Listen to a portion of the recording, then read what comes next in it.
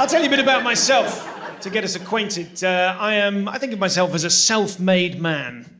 That's my thing, right? By that I mean I left home at 18 with nothing but the shirt on my back and every conceivable privilege.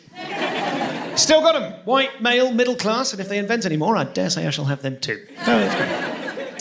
I'm very lucky. I own a house. You can't... Thank you. Yeah, it's hard saying that to people in their 20s. You can watch their dreams die in real time. It's not fair. I say I own a house. My wife owns a house. I own a wife. So that's good.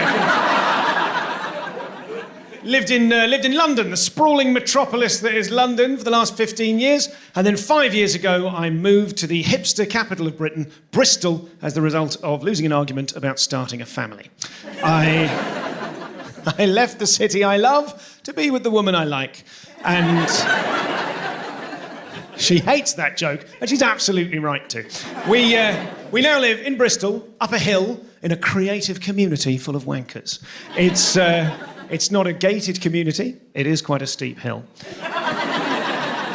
And everyone, if you like that, you're going to enjoy the rest of the show. This is going to be fun. Let's relax.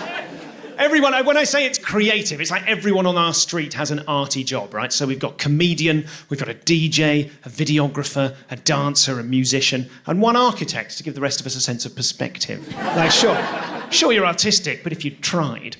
And I've got to tell you, the area is gentrifying really nicely in a way that I am absolutely responsible for. When I first moved there, brunch on a Sunday was £8. Now it's £13.50. You're welcome.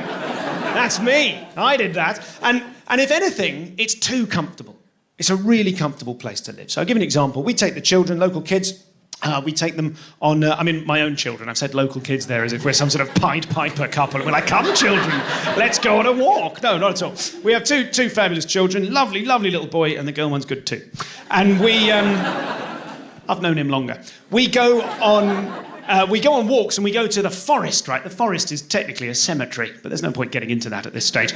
And what we've noticed is such is the nature of our groovy, creative community that someone from the community has been sneaking into the forest and nailing lots of little 4-inch high doors to the bases of the tree trunks. Have you seen anything like this? Little fairy doors, right? You've seen them. So it's all twee and it's all sweet and the children come along and have an important cultural experience and go, oh, this must be where the fairies live. Not my son. My son's like, well, they're out, but there we are.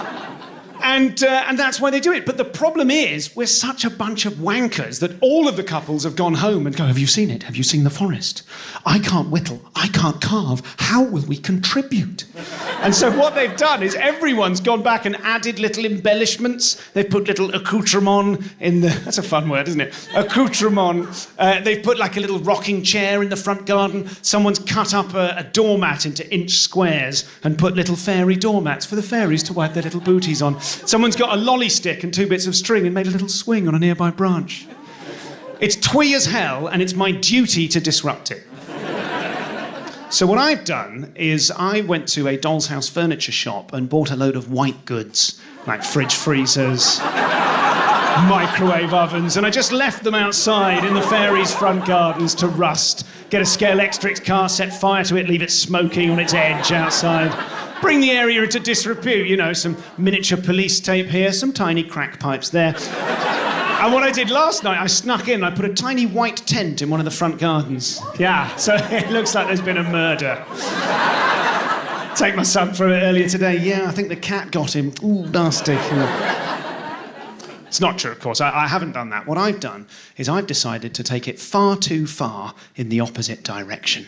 So what I've done is I got on Etsy.com and I bought a job lot of about 200 of these fairy doors. And night after night, I've been sneaking in, adding more and more fairy doors, right? More doors, everywhere you can, every inch plastered with doors, up trees, up branches, doors, until the area is completely oversubscribed, right? Doors everywhere. And so many doors, eventually the fairies, they're going to need somewhere to get their coffee, aren't they? So a little artisanal coffee shop there, maybe a vegan upholsterers over here. Doors, and then at the very end, what I'm going to do tomorrow is sneak in with an armful of tiny little estate agent signs, start sticking them everywhere, as all of the local fairies are priced out of the area by these fluttering iridescent wankers from London. That's the plan. That's the plan.